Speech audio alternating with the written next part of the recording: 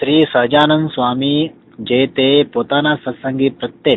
શિક્ષાપત્રીને લખતા થકા પ્રથમ પોતાના ઈષ્ટદેવ જે શ્રી કૃષ્ણ ભગવાન તેનું ધ્યાનરૂપ મંગલાચરણ કરે છે. હું જે તે મારા હૃદયને વિશે શ્રી કૃષ્ણ ભગવાનનું ધ્યાન કરું છું તે શ્રી કૃષ્ણ ભગવાન કેવા છે તો જેના ડાબા પડખાને વિશે રાધિકાજી રહ્યા છે અને જેના વક્ષ સ્થળ ને વિશે લક્ષ્મીજી રહ્યા છે અને વૃંદાવનને વિશે વિહારના કરનારા છે અને વૃતાલય ગામને વિશે રહ્યા એવા સહજાનંદ સ્વામી જે તે નાના પ્રકારના જે સર્વદેશ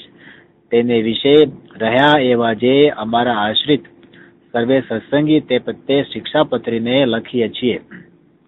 શ્રી ધર્મદેવ થકી છે જન્મ જેમનો એવા જે અમારા ભાઈ રામ પ્રતાપજી તથા ઈચ્છારામજી તેમના પુત્ર જે અયોધ્યા પ્રસાદ નામે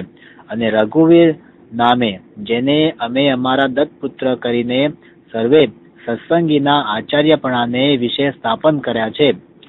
તથા અમારા આશ્રિત એવા જે મુકુંદાનંદ આદિક નૈષ્ટિક બ્રહ્મચારી તથા અમારે આશ્રિત જે માયારામ ભટ્ટ આદિક ગૃહસ્થ સત્સંગી તથા અમારે આશ્રિત જે સુવાસિની અને વિધવા એવી સર્વે બાઈઓ તથા મુક્તાનંદ આદિક જે સર્વે સાધુ એ સર્વે તેમને પોતાના ધર્મની રક્ષા કરનારા અને શાસ્ત્રને વિશે પ્રમાણરૂપ અને શ્રીમન નારાયણની સ્મૃતિએ સહિત એવા જે અમારા રૂડા આશીર્વાદ તે વાંચવા અને આ શિક્ષાપત્રી લખ્યાનું જે કારણ છે તે સર્વે તેમને એકાગ્ર મને કરીને ધારવું અને આ શિક્ષાપત્રી જે અમે લખી છે તે સર્વેના જીવને હિતની કરનારી છે અને શ્રીમદ ભાગવત પુરાણ આદિક જે શાસ્ત્ર તેમને જીવના કલ્યાણને અર્થે પ્રતિપાદન કર્યા એવા જે અહિંસા આદિક સદાચાર તેમને જે મનુષ્ય પાળે છે તે મનુષ્ય જે તે આ લોકને વિશે ને પરલોકને વિશે મહાસુખિયા થાય છે અને તે સદાચારનું ઉલ્લંઘન કરીને જે મનુષ્ય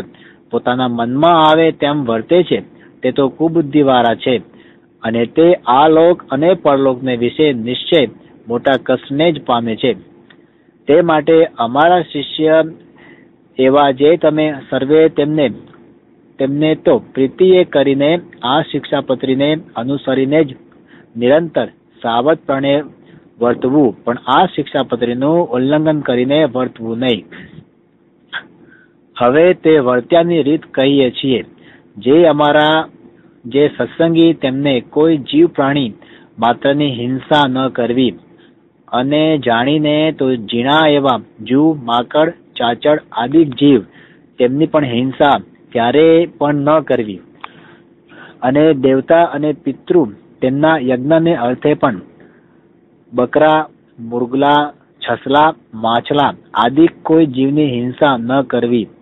કેમ જે અહિંસા છે તે જ મોટો ધર્મ છે એમ સર્વ શાસ્ત્રમાં કહ્યું છે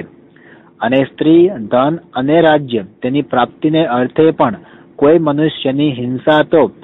કોઈ પ્રકારે ક્યારે પણ ન જ કરવી અને આત્મઘાત તો તીર્થને વિશે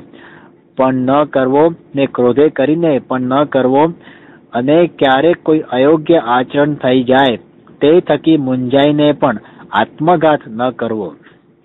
અને ઝેર ખાઈને તથા ઘરે ટૂંપો ખાઈને તથા કૂવે પડીને તથા પર્વત ઉપરથી પડીને ઇત્યાદિ કે કોઈ રીતે આત્મઘાત ન કરવો અને જે માંસ છે તે તો યજ્ઞનું શેષ હોય તો પણ આપતકાળમાં પણ ક્યારેય ન ખાવું અને ત્રણ પ્રકારની સુરા અને 11 પ્રકારનું મધ તે દેવતાનું નૈવેદ્ય હોય તો પણ ન પીવું અને ક્યારેક પોતા વતે કંઈક અયોગ્ય આચરણ થઈ ગયું હોય અથવા કોઈ બીજા વતે અયોગ્ય આચરણ થઈ ગયું હોય તો શસ્ત્રાદિકે કરીને પોતાના અંગનું તથા બીજાના અંગનું છેદન ન કરવું અથવા ક્રોધે કરીને પણ પોતાના અંગનું તથા બીજાના અંગનું છેદન ન કરવું અને ધર્મ કરવાને અર્થે પણ અમારા સત્સંગી કોઈએ ચોરનું કર્મ ન કરવું અને ધણિયાતું જે કાષ્ટ પુષ્પ આદિક વસ્તુ તે તેના ધણીની આજ્ઞા વિના ન લેવું. અને અમારા આશ્રિત જે પુરુષ તથા સ્ત્રીઓ તેમને વ્યભિચાર ન કરવો, અને જુગટુ આદિ જે વ્યસન તેનો ત્યાગ કરવો, અને ભાંગ્ય, માફર, માજર, ગાંજો આદિ જે કેપ કરનારા વસ્તુ તે ખાવી નહીં અને પીવી પણ નહીં. અને જેના હાથનું રાધેલ અન્ન તથા જેના પાત્રનું જળ તે ખપતું ન હોય, તેને રાધેલ અન્ન તથા તેના પાત્રનું જળ તે શ્રીકૃષ્ણ ભગવાનની પ્રસાદી ચરણામૃતના મહાત્મ્ય કરીને પણ જગન્નાથપુરી વિના અન્ય સ્થાનકને વિશે ગ્રહણ ન કરવું. અને જગન્નાથજીને વિશે જગન્નાથજીનો પ્રસાદ લેવાય તેનો દોષ નથી. અને પોતાના સ્વાર્થની